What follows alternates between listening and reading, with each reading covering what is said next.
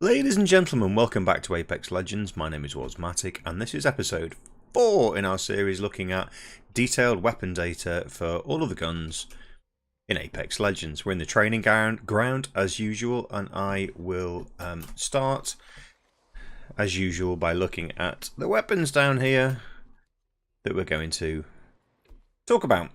So there are 3 assault rifles. It's assault rifles we're covering today. There's the R1 Carbine, the Flatline, and the Hemlock. So, as usual, I'll start off with the same analysis.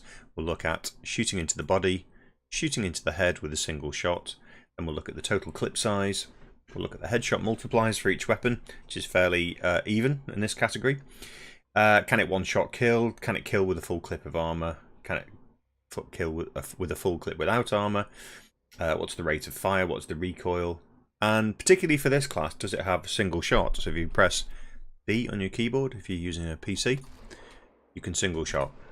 So it's tap, tap, tap, tap. I've changed my mouse sensitivity, and it's I think I need to change it back. Anyway, so as you can see here, this is the R1 Carbine. 14 damage in the body, 28 in the head.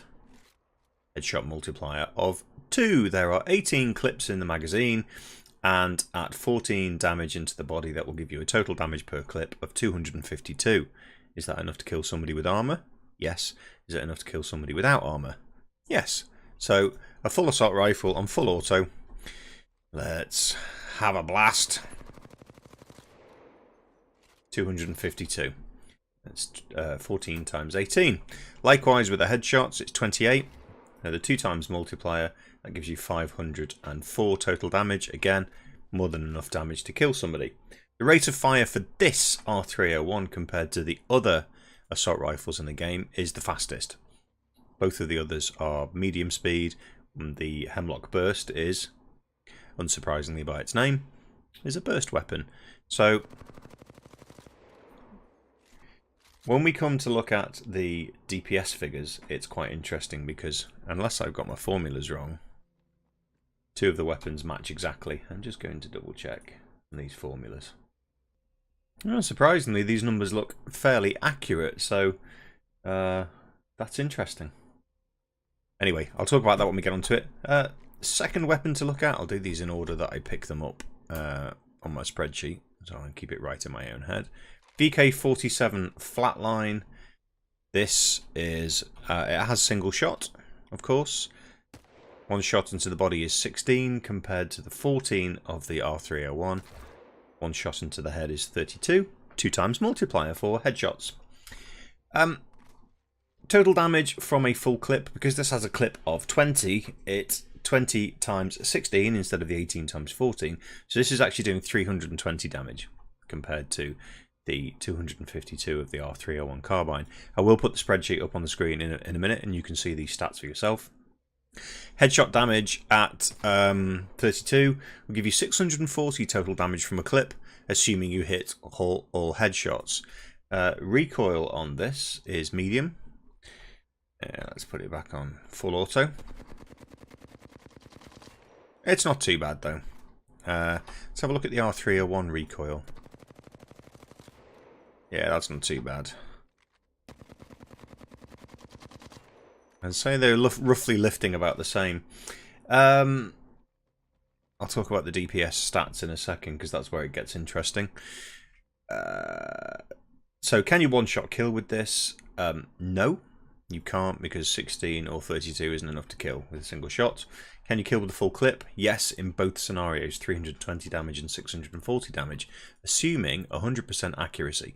And I reiterate, these stats don't include any optics or any magazine increase size or anything like that. These are just the stock weapons as they come out, because there's no guarantees you're going to get any attachments for it, and if you do, you might not get the ones that you're looking for. Rate of fire is medium on this compared to the R301. So if we go back and have a look at these again, that's the R301, and then the Flatline, just a little bit slower.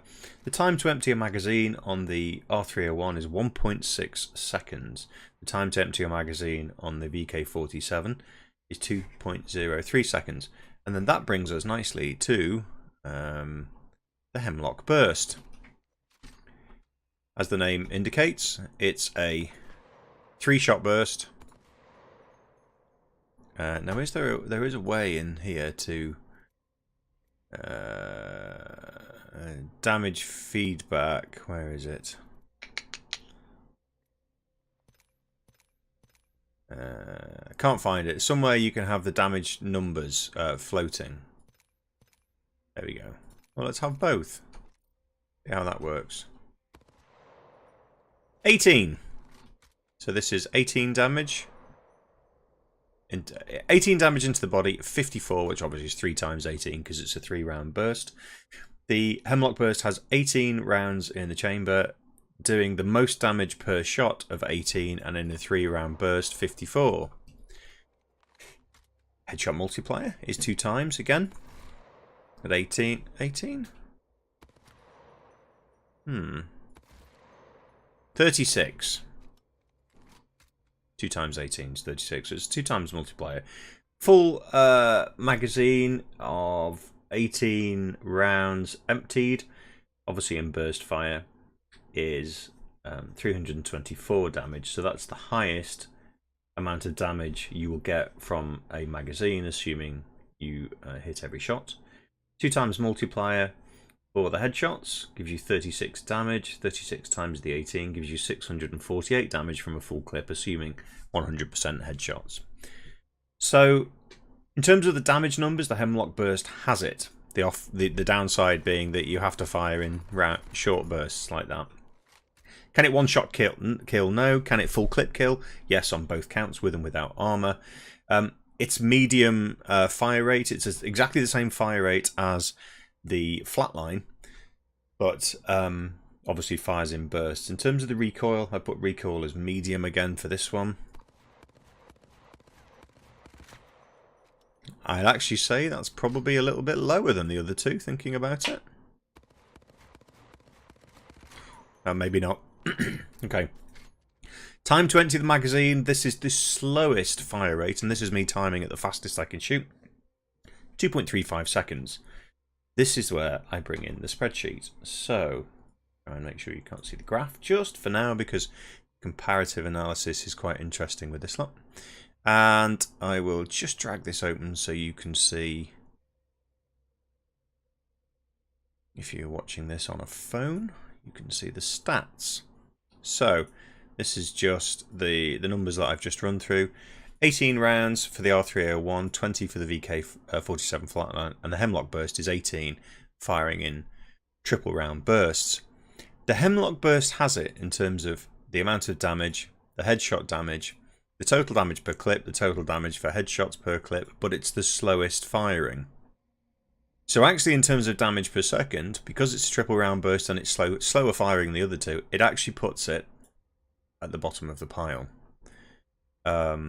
Now, these are all the stats. These are the timings for how long it takes to empty a magazine. The fastest firing being the R1 Carbine, but with fewer rounds, less damage for a full magazine. This is 20 at 16 at 2.03 seconds. This is 18 at 14 damage at 1.6 seconds. What are the chances? Those numbers for the R1 Carbine and the VK47 flatline are the same.